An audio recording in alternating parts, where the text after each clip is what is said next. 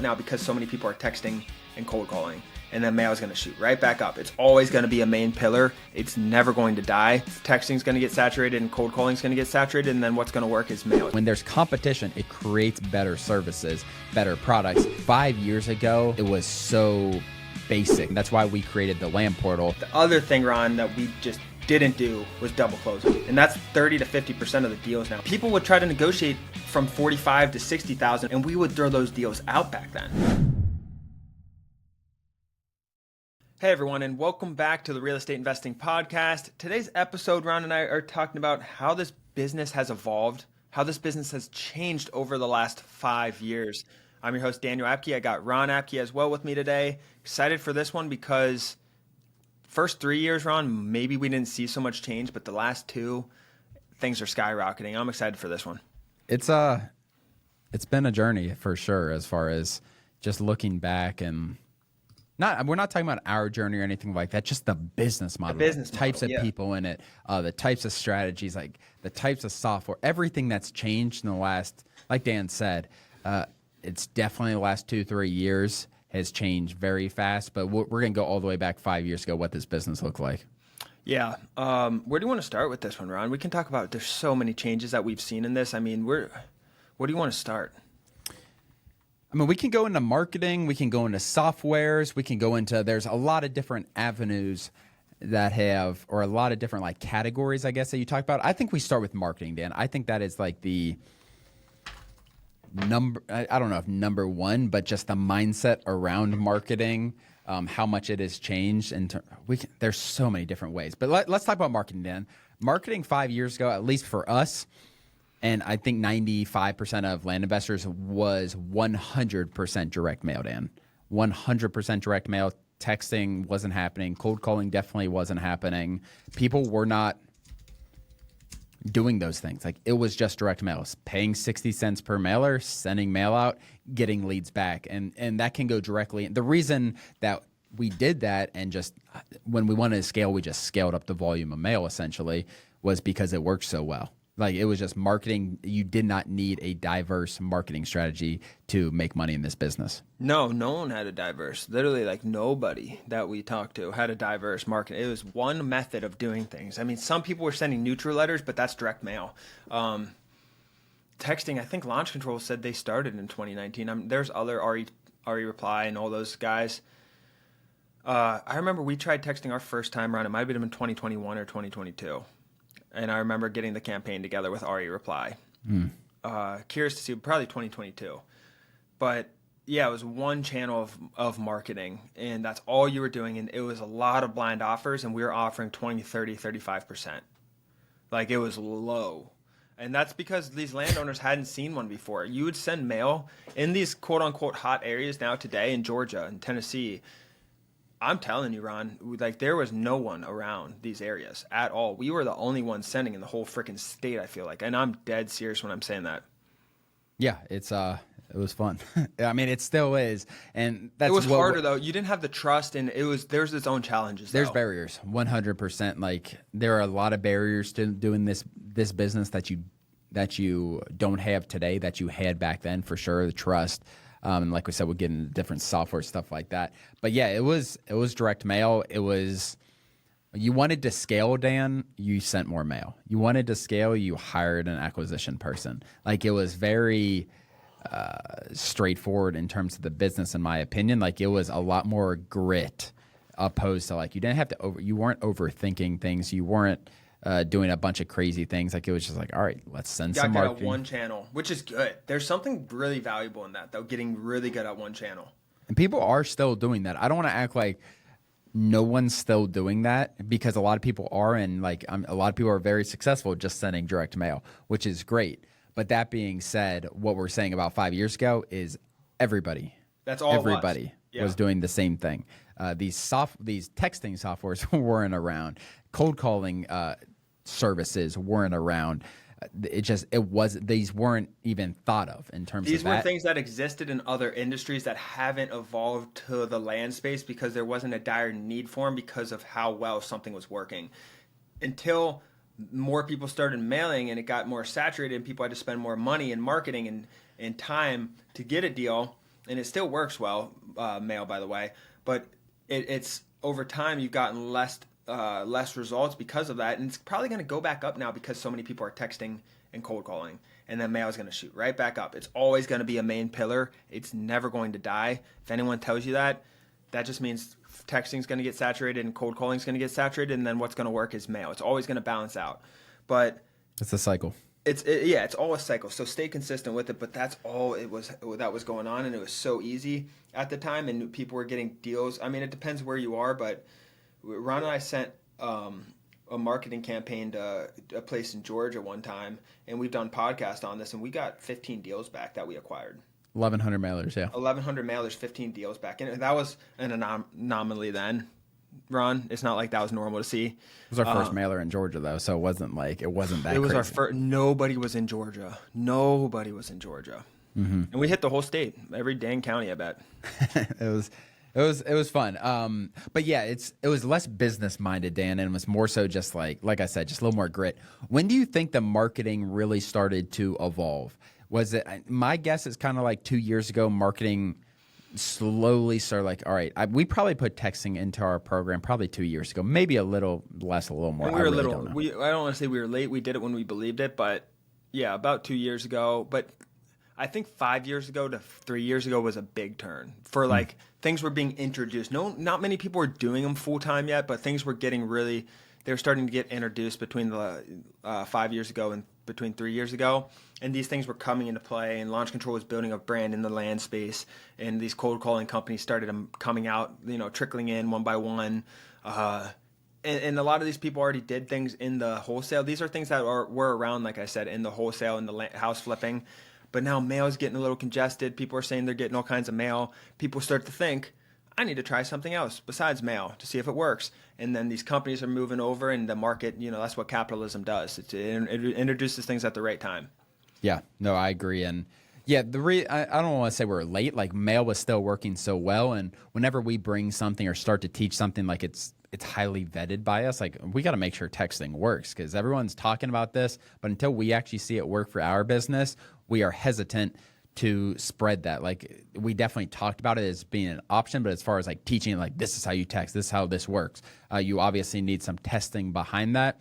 And mail was still... That's the main thing, is mail was still working so well.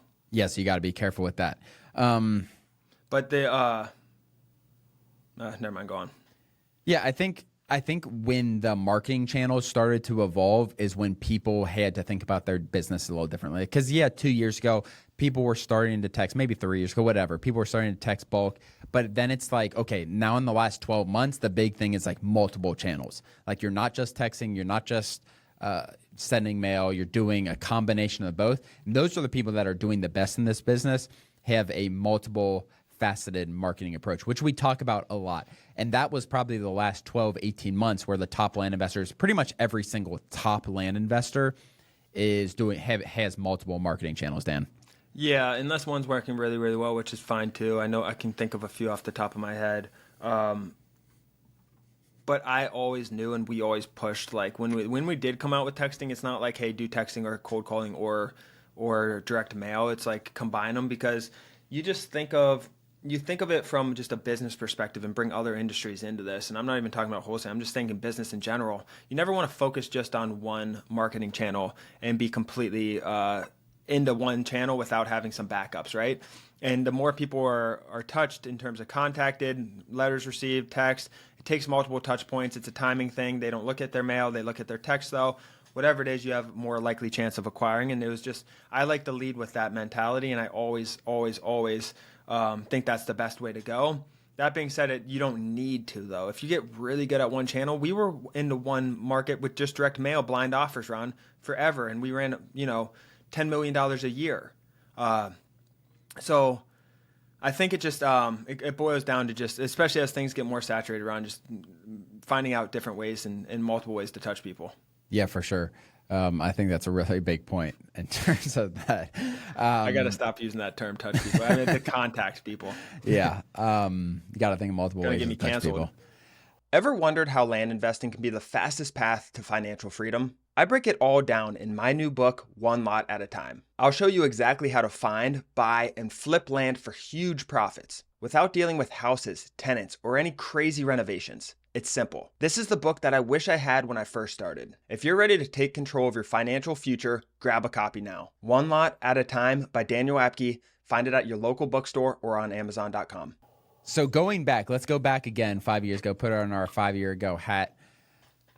I think very few people, and maybe that was just naturally as the business grew, Dan, very few people were treating this as like a full-time business. Like that's one of the main things. Like this business is way more well-known today, which for good or bad, whatever you want to view it as, it's definitely like, I love it that a lot of people are in this business. It's good that there's some competition. I think we have to provide better value to sellers. But I think that's a lot of the thing is a lot of people are looking at this as a business. There's probably, I don't know how many full-time people in land flipping, but definitely a lot more than there was 5 years ago.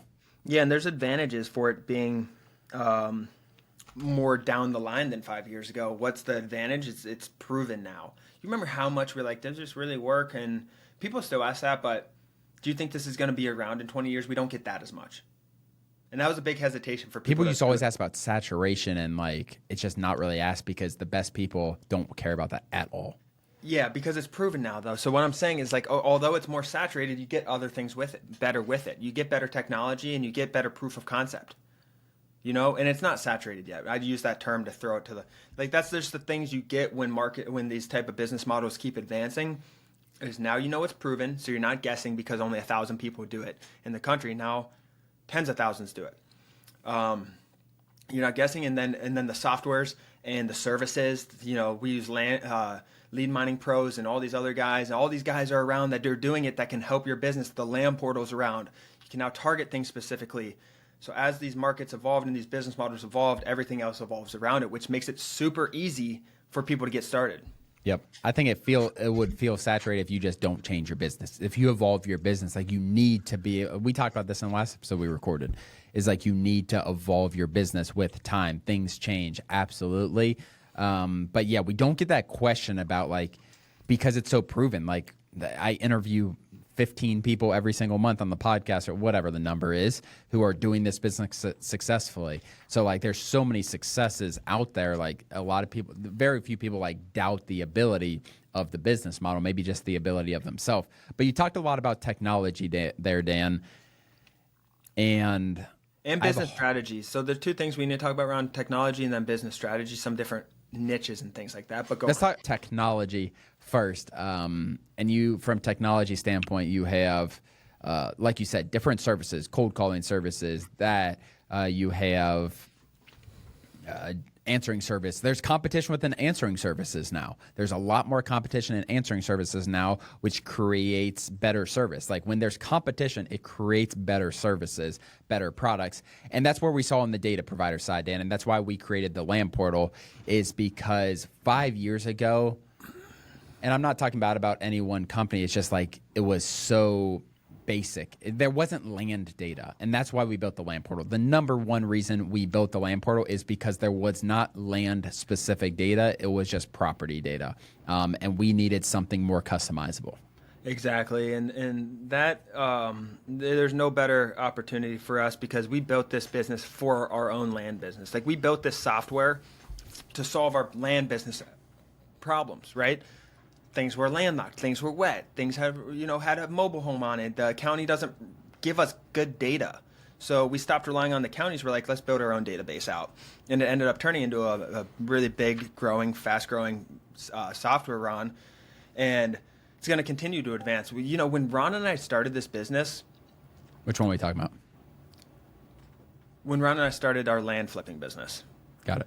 We'd send mailers out, and people are still doing this, and they need to stop because there's options now to get rid of it. But 30% of our land would be landlocked in Alabama. 10% would have a mobile home on it. I'd get calls back as the salesman. I'd close all the deals. Ron never closed any before. I had to teach him. And I'd get all these calls back, and I'd be so excited. They're ready to go. I'm pumped. They need money. Their house is foreclosed. Like, just qualified lead. Like, out. You know what I mean? They're ready to go. And then I get on the software and look at the property on Land ID or whatever we used at the time, which is great. But I'd get on there and then it'd be landlocked or wet. And I'm like, oh man, he wants to sell his bad property. We don't have those problems anymore. You remove all those up front. You remove sloped land. We have a buildability filter. And this isn't a sales pitch for the land portal. I'm just talking about technology is here now to where you don't need to deal with a lot of the issues we had to, where we had VAs, people have VAs scrubbing it, all this different stuff. It's just a pain, right? So technology really, really advances on that side. Another thing that advances, Ron, do you have anything to add on technology? Because I want to talk about funding as well. Well, I think that I think the technology naturally kind of flows into business models changing because we built the land portal to get rid of bad land. Like if you are trying to flip land, you want to target good land. You want to target land that has road access, that's not wet, that's not sloped. And that's what we built. And that's why we built it. But then going beyond that, you also have the ability to target things for niches. And we have so many people that are using the land portal who are such a sniper approach. They're going for subdivides with a certain amount of road frontage. And that's also, that transitions really well, Dan, into different niches in the business, I think. Because the niches aren't possible, I don't think, without the software. Targeting subdivides was almost impossible. 5 years. It was, you had to do it so hands-on. It was almost impossible. Where now you could I want 50 plus acres and I want 1,000 feet of road frontage. Boom. You have a list of 500 properties. Very sniper approach. So the technology has allowed these niches to scale. Yeah. And if you're either intermediate or advanced and you're not targeting subdivides with a good percentage of your marketing budget, you should be. Because there's no other opportunity like it. Subdividing, and that's just not on this topic, what we're talking about, but that's just kind of a side note. The other thing, Ron, that we just didn't do, and I don't even know if I knew of the term at the time, was double closing. And that's 30 to 50% of the deals now in the community. And part of it was we're just people would try to negotiate from 45 to 60,000. It would be worth 90, and we would throw those deals out back then. Oh, a lot. It's just because our mail was working. We know we were going to get more deals. We're going to try to negotiate. We tell our salespeople, get them down to 45, give them 3,000, give them to 48, and we'd stick hard. We'd stick really hard. That was the method back then. It's like stick to the offer and then close it type of deal. You don't need to do that necessarily anymore because there's things like double closing that people are doing and ways to give them more money. So it's a win-win. You just need a little more time to sell it. Yeah, I can't. Millions of dollars that were passed on. Oh my gosh, yeah. By someone trying to negotiate up, and we're like, no, we can't do that. Just so many more ways to make money. Because we couldn't. We didn't know. We weren't trained for double closing. No one was doing it in the land space yet, and to get funding and to leverage our capital and to leverage we couldn't make it work. The margins were too tight. We have to pay funders. We have to pay interest out. We have to do this and that. So it just wasn't feasible. Mm-hmm. Yeah, those niches have changed a lot. Subdividing, double closing, survey hacking. We've done episodes on all these things individually. You said you wanted to talk about funding, Dan. Let's get back to funding 5 years ago. Funding 5 years ago was traditional profit splits 50-50 for the most part. I didn't see a 25% profit split probably for the first 2 or 3 years, I think. Then you started seeing 25 within 60 days, maybe 30 days, and then it trickled, and you started seeing the tiers. There's tiered, and now we're there's tiered profit splits. We need to get to 25% in 30 days. Let's flip this land fast. And so you saw the traditional profit splits and traditional deal funding is really, really good because you don't have any risk, especially for new people. And you can really scale with it because there are so many people who fund traditional profit split deal. So it's amazing. It really is. You lose a lot of profit, of course, but you have no leverage. You're not leveraging anything. As the business owner. But as we move forward with this business model, there's a lot of people getting more interest-based loans on this, whether it's friends and family, 15% annualized loans, 18% annualized loans. A lot of people coming over from wholesaling and house flipping already have these connections and they use them in there. I've noticed that a lot. I can think of one person in particular, John Horner, Ron, who just always had really, really good terms for all his deals and a lot of money to go with it because he had good investors from his other businesses. But those type of deals are getting more common. It's still not to where I want it to be. I want all the advanced walking people and the running people, so the people who are high intermediates and almost experts in advanced. I want all those people to have good interest-based loan options. And it's not going to be every deal because it's hard to scale with it, and you do have to leverage and you have to pay them out no matter what, or they get the property essentially. But I think in general, having those options, it's not even to 50% of where I want it to be, but it's probably about 10 to 15% right now. And I know it's going that way more. Yeah. People, funders, money and land are still they're making a ton of money. People who are investing, like you are getting, and money partners in land are making better returns than pretty much anywhere else you can put your money if you're just hands off in terms of it. But yeah, it's definitely, it's come a long way where, I mean, funders back in the day, they would buy for 50, sell for 145 days, and they're making $25,000. Like, it was just insane the amount of money funding a land deal could make you. But overall, Dan, like, it's going to keep changing. Like, that's what, yeah, it's changed a lot in the last 5 years. A lot of you guys don't care what it was 5 years ago. A lot of you guys have come in the business the last 12, 24 months, or maybe you're just looking into it for the first time today. But you need to keep on evolving your business with the industry, trying to stay ahead as best as you can. I think that's the biggest lesson from this, Dan. Like, it's going to always change. Things are going to always change. Like, this episode will be archaic 5 years from now. And things are going to change quite a bit. It'll be a good one to look back to. It's always going to. Maybe every 5 years we do one of these, and it's crazy in terms of what it will be 5 years from now. But there's always going to be opportunity. That's the biggest thing, guys, is there always going to be opportunity. Always going to be opportunity, and the 3 pillars will always work. The basic foundations of business will always work. So as long as you stick to the basic concepts of just business, not even this business model, business, and you're marketing properly, and you're reaching out to people throughout the main 3 channels, cold calling, texting, mail, those aren't going to change. How we do the business and how we acquire and the funding and those little things, the technology, those are going to change, but the pillars stay the same. So just keep the basics really the main foundation of your business. Absolutely. For those of you who have been doing this business for 5 years, maybe you guys have been doing this business for 2 years. Let us know how the business model has changed. Let us know in the comments how the business model has changed in your guys' mind since you've started. Other than that, guys, appreciate you watching. Hit the subscribe button if you haven't already. We'll see you guys next time. Thanks for joining, guys. Thanks.